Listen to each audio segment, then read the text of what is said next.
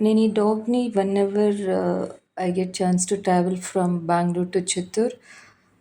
ఈ డాగ్ నేను ఫీడ్ చేస్తూ ఉంటాను. బిస్కెట్స్ కానీ, సమ్ ఫుడ్ కానీ.